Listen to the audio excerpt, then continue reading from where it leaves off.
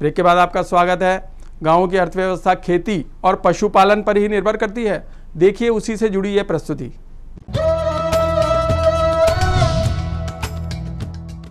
चलते हैं जोधपुर जिले के शेरगढ़ क्षेत्र में। बारिश कम होने से क्षेत्र के गांवों में अकाल जैसी स्थिति है। देखिए यह रिपोर्ट। जोधपुर जिला मुख्यालय से 100 किलोमीटर दूरी पर शेरगढ़ स्थित है। शेरगढ़ उपखंड क्षेत्र में निवास करने वाले ग्रामीणों का मूल व्यवसाय मात्र खेती है। यहाँ पर खेती पूर्णतः वर्षा पर आधारित है। यहाँ के खेतों में बाजरा, मूंग, मोठ, ग्वार की पैदावार होती है। वर्षा होती है तो अच्छी पैदावार होती है, अन्यथा पैदावार नहीं होती। इससे किसानों को बड़ी हानि उठानी पड़ जाती है। फसलों में बुआई की लागत भी वसूल नहीं हो पाती।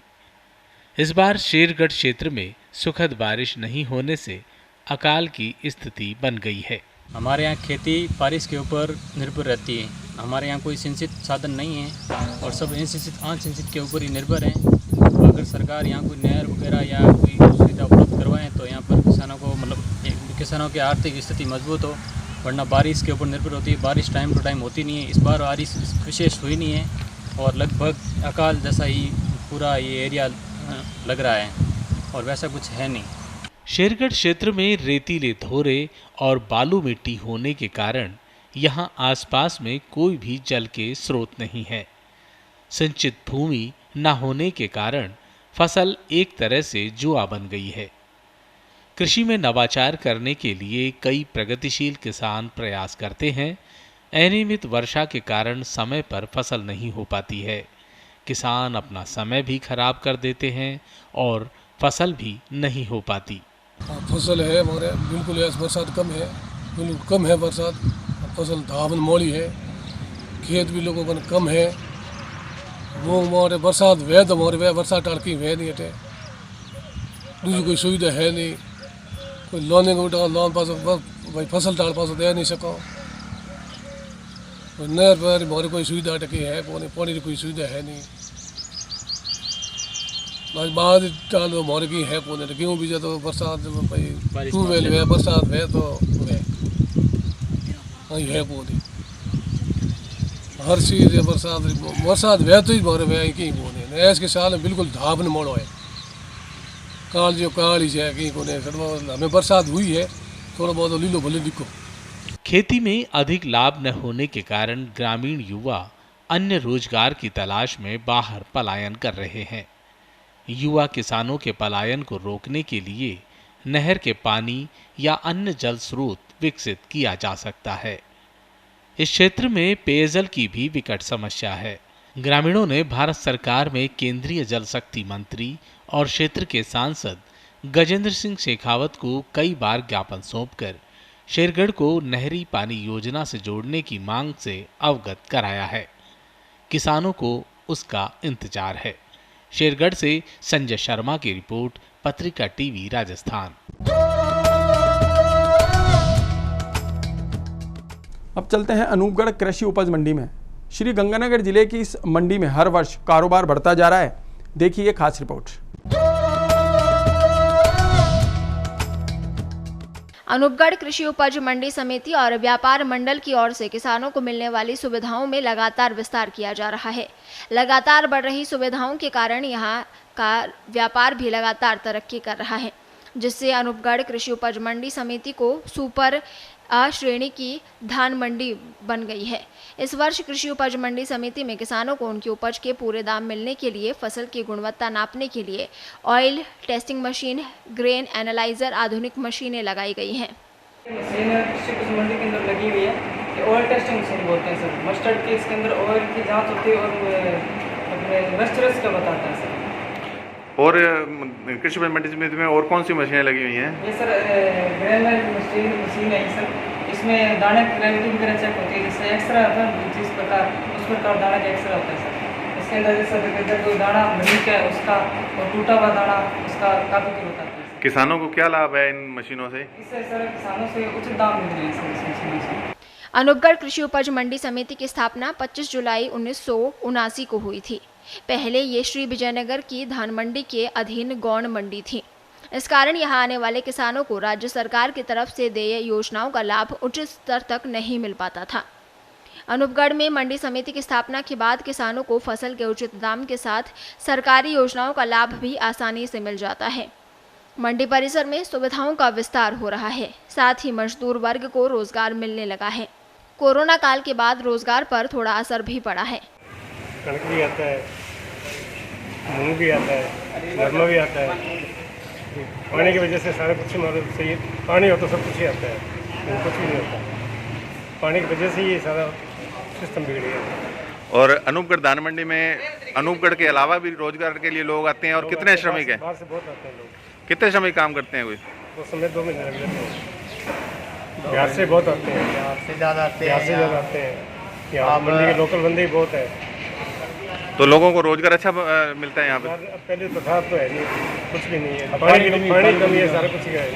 नरमा भी कम हो गया, मूंग भी कम हो गया, ज्वार भी कम हो गया, सब कुछ कम है। अब रोजगार है, अब रोजगार है नहीं, बिल्कुल नहीं है रोजगार। पहले था, बहुत था, अब तो बिल्कुल ही कम। नरमा और बाजरा, मूंगी, ज्वार, ये फसलें रहती हैं। और धान मंडी में फसलों की आवक किस प्रकार रहती है और धानक वर्ग को किस प्रकार रोजगार मिलता है? हमको रोजगार कम मिलता है। क्षेत्र में प्रमुख रूप से गेहूं, नरमा और सरसों की फसल अधिक होती है। इसके लिए सरकार की तरफ से समर्थन मूल्य पर खरीद करवाई जाती है। FCI की तरफ से गेहूं, नेटफेड की तरफ से सरसों, मूंग, चना की और नरमा के लिए CCI की तरफ से सरकारी खरीद की जाती है। अब मंडी परिसर में ई-नाम के तहत मशीन स्थापित की जा चुकी है, जिससे अब किसानों को जिंसों की गुणवत्ता की रिपोर्ट भी मिल सकेगी। कृषि उपज मंडी में किसानों और व्यापारियों की सुविधाओं के लिए मंडी परिसर में 8 शेड हैं और 1 शेड का निर्माण चल रहा है। लेबर के लिए लेबर शेड, कृषक विश्राम गृह, बैंक, किसान कलेवा भवन, 2 सुलभ कॉम्प्लेक्स, सुरक्षा के लिए CCTV, पक्के पेड़ सहित अनेक सुविधाएं उपलब्ध हैं। सीजन के समय किसान को मात्र 5 रुपए में पौष्टिक भोजन उपलब्ध करवाया जाता है। मंडी परिसर में नालियां नहीं होने से पानी निकासी नहीं हो पाती थी। वर्तमान में समस्या के समाधान के लिए एक नाला बनाया गया है, जिससे पानी की निकासी की समस्या का समाधान हो गया है। मंडी में किसानों और व्यापारियों के लिए पानी और लाइट की उचित व्यवस्था है। धान मंडी के विस्तार होने पर लोगों को रोजगार मिलने से यहाँ के मुख्य बाजार में भी रौनक बढ़ी है। मंडी प्रांगण को देखते हुए आने वाले भविष्य में इसी प्रांगण से इसकी फार्मिंग पड़ेगी। आने वाले समय में आसपास लगभग 4 से 5 रुपये ज़मीन की और आवश्यकता होगी, जिसका हम प्रयास कर रहे हैं। और इसके साथ साथ अभी हमें तहसील ऑफिस से वो 100 बीघा के लगभग का जैसे राज रकबा का हमें वो सूचना मिली है, जिसको मिनी फूड पार्क की स्थापना के लिए हम इसकी कार्रवाई के लिए गंगानगर भिजवा रहे हैं। ईश्वर चाहे तो शायद गंगानगर जिले का प्रथम जो मिनी फूड पार्क होगा वो अनूपगढ़ कृषि उपज मंडी क्षेत्र में ही स्थापित है। किसानों को जैसे जो सबसे बड़ी सुविधा है, समय पे नीलामी करके उनका माल समय पे तुलवाना। उसके साथ किसान कलेवा के तहत एक डेयरी पे 2 व्यक्तियों को 5 रुपये में प्रति व्यक्ति अच्छी गुणवत्ता का भोजन उपलब्ध करवाना। उसके साथ मंडी प्रांगण में 3 सुलभ शौचालय बने हैं, उनकी सुविधाएं उनको दिलवाना। और अन्य जैसे सुविधाएं, सफाई व्यवस्था, प्रकाश व्यवस्था, उसकी जैसे अच्छी सुविधाएं इस समय मंडी प्रांगण में दी जा रही हैं। 5 हाई मास्क लाइट मंडी प्रांगण में इस समय कार्याधीन है और शीघ्र ही शायद 1 सप्ताह के अंदर अंदर हाई मास्क लाइटें लग गई। उसके साथ साथ ही किसानों की जिनसें वर्षा से, आंधी तूफान से खराब नहीं हो, इसके लिए विस्तार एरिया में 400 गुना 110 फुट विशाल सेट बनाया जा रहा है, जो मंडी प्रांगण में सबसे बड़ा सेट होगा। आवक और मंडी के विस्तार को देखते हुए और अधिक जगह की आवश्यकता है। वर्तमान में मंडी परिसर 2 मुरब्बों में फैला हुआ है, लेकिन वर्तमान आवश्यकताओं को देखते हुए 4 मुरब्बे जमीन की आवश्यकता है। वहीं वेयरहाउस में भंडारण क्षमता कम है। निजी व्यापारियों की तरफ से और समर्थन मूल्य पर सरसों और गेहूं की खरीद को मिलाकर लगभग 30 लाख बैग आवक होती है, लेकिन वेयर हाउस में मात्र 5 लाख बैग के भंडारण की आवश्यकता है, जिसमें केवल समर्थन मूल्य पर खरीद किए गए कृषि जिन्स रखे जाते हैं। मंडी परिसर में लगभग 200 दुकानें हैं। मंडी के प्रवेश और निकासी के लिए 9 गेट हैं। हालांकि मंडी में प्रवेश और निकासी के लिए एक द्वार की जरूरत और महसूस की जा रही है। कम पड़ रहे स्थान के कारण व्यापार मंडल के सहयोग से धान मंडी फेज 2 का निर्माण संभव हुआ। धान मंडी फेज 2 का निर्माण होने से कस्बे में व्यापार की संभावना बढ़ेगी, श्रमिकोों को रोजगार मिलेगा, किसानों को फसल बेचान में किसी प्रकार की परेशानी का सामना नहीं करना पड़ेगा। कृषि उपज मंडी समिति ए श्रेणी की कृषि उपज मंडी समिति है। यहाँ की मुख्य फसलें गेहूँ, सरसों, जौ, चना, नरमा, कपास इत्यादि हैं। धान मंडी में अब सुविधाओं का विस्तार किया जा रहा है। जैसा कि आप देख रहे हैं मेरे पीछे, धान मंडी फेज 2 यहाँ बनाया जा रहा है। हमारे साथ हैं व्यापार मंडल अध्यक्ष मोहित छाबड़ा। इनसे हम जानते हैं धान मंडी फेज 2 में क्या जो व्यवस्थाएं हैं बढ़ाई जा रही हैं। देखिए, जैसा कि आप देख रहे हैं कि इस धान मंडी की 4 दीवारी और ये गेट जो लगाए गए हैं, ये व्यापार मंडल की तरफ से लगाए गए और ये एक सबसे बड़ा शेड है। गंगानगर हेडक्वार्टर को छोड़कर सबसे बड़ा जो शेड, करीब 450 फुट लंबा और 110 फीट चौड़ा ये शेड का निर्माण प्रगति पे है। लाइट, हाई मास्क लाइट यहाँ लग गई है। इस तरीके से इस मंडी को पूरे तरीके से विकसित करने का काम हम लोग कर रहे हैं। करीब यहाँ पे 64 दुकानें हैं जो आज हमारा किसान दुख पा रहा था। गेहूं की बहुत बड़ी फसल यहाँ हमारे यहाँ आती है। पिछले साल तो गेहूं की फसल ने रिकॉर्ड तोड़ा है, तो उसको देखते हुए किसानों की फसल सुरक्षित रहे, व्यापारियों की फसल सुरक्षित रहे, उसके लिए शेड का निर्माण लगभग 3.25 करोड़ की लागत से इस शेड का निर्माण करवाया जा रहा है। लाइटें विकसित करने के लिए लगभग 40 लाख रुपये हम यहाँ खर्च कर रहे हैं, ताकि व्यापारियों को और किसानों को पूर्णतः इसका फ़ायदा मिल सके।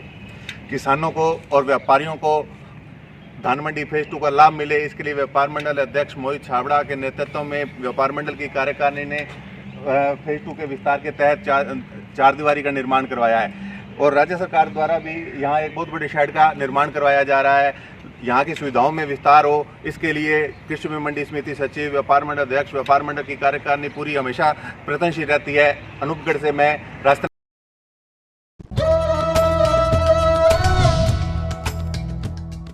यह प्रस्तुति आपको कैसी लगी? अपने सुझाव हमें मेल करें। हमारे मेल आईडी है agro.patrika@patrika.com। अब एक ज़रूरी बात, प्रदेश में कोरोना महामारी का खतरा टला नहीं है, इसलिए सावधानी बरतें और मास्क का उपयोग जरूर करें। गाँवों से जुड़ी नई जानकारियों के लिए फिर से साथ रहेंगे और साथ मिलेंगे। अब दीजिए इजाज़त। देश और दुनिया की ताज़ा तरीन खबरों के लिए देखते रहें पत्रिका टीवी। नमस्कार।